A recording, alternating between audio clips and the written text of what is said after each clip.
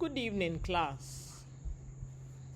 I hope by the grace of God we are all doing well. Today's lecture is a simple one. We are going to talk about advanced quantitative research design and mixed methods. Advanced quantitative, when we talk about quantitative, it means numbers. Numbering, so how can we number?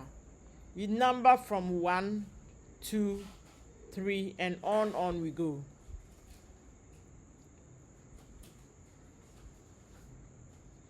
Advanced quantitative research design. We have longitudinal, experimental, and quasi-experimental frameworks.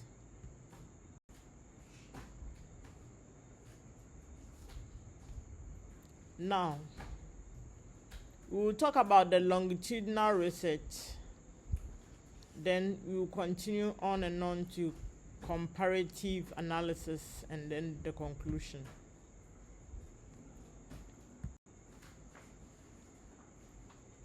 As knowledge continues to grow in different fields of study, researchers are expected to answer more difficult and meaningful questions than ever before.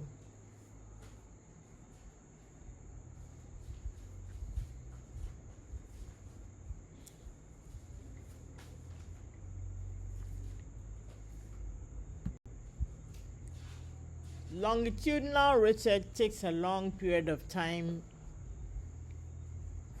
from time to time as well. Causal relationships. Some research questions cannot be answered by collecting information only once. There is because many things in life do not remain the same. People grow older, students gain knowledge, etc., etc. Repeated study of the same individual, groups, or population across time. That is all about longitudinal research design.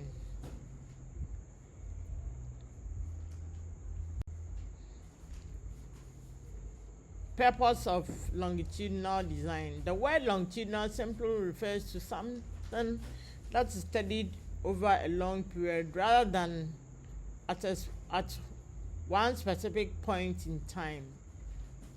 The main purpose of this research design is to understand change. Characteristics of longitudinal design. Repeated observation, same participants over time, there are multiple measurement periods. Characteristics of longitudinal design: extended duration, development focus, rich longitudinal data. Types of longitudinal design: trend study, cohort study, panel study. Trend study tracks changes within a population across time using different samples.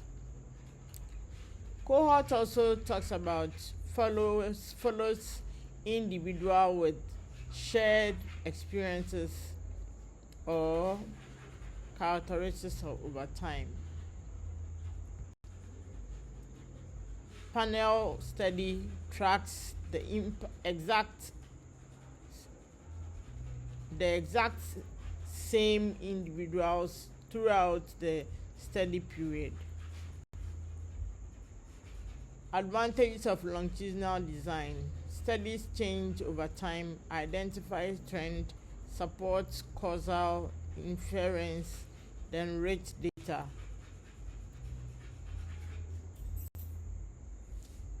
Applications of longitudinal design: education, medicine, psychology, sociology, and public health.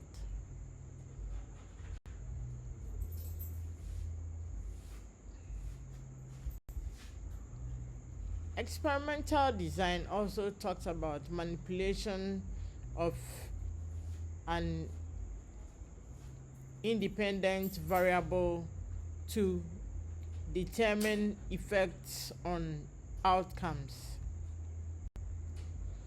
Characteristics of experimental design: manipulation, measurement, then control.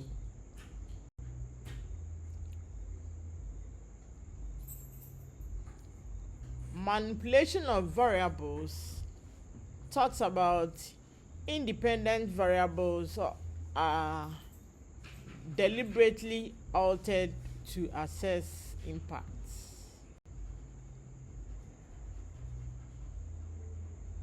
Dependent variables measured outcomes that indicate effect interventions.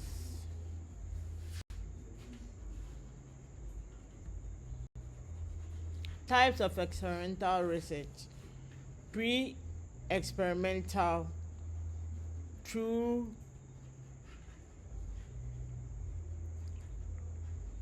experimental, then quasi-experimental.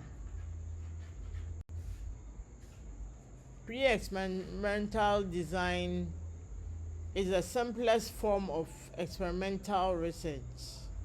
In this design, the researcher introduces a treatment or intervention but has a little control over other factors that may affect it.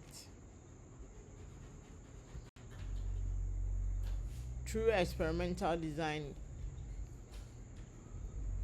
is considered the strongest and most reliable form of experimental research because it gives researchers a high level of control over the study.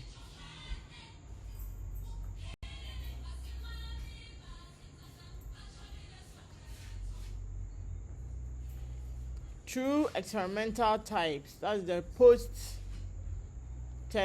only control group design.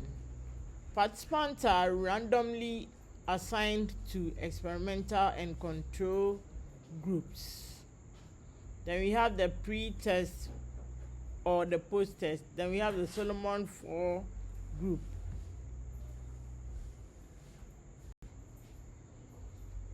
We have the advantages of true experiments. That's strong causal evidence, reduced bias, then high reliability. Quasi-experimental design used when random assignment is impractical or impossible.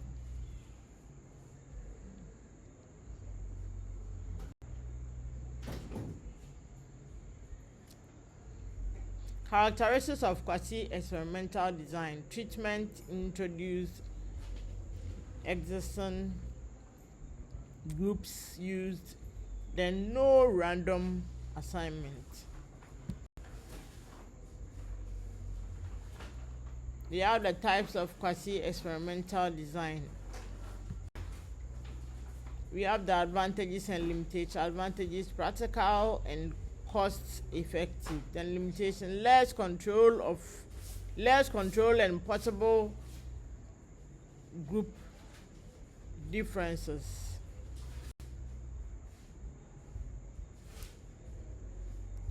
In conclusion, we will say the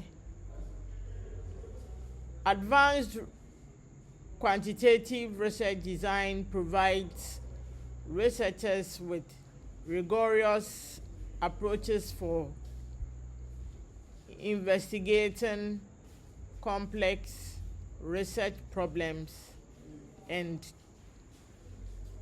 generating reliable evidence. Thank you.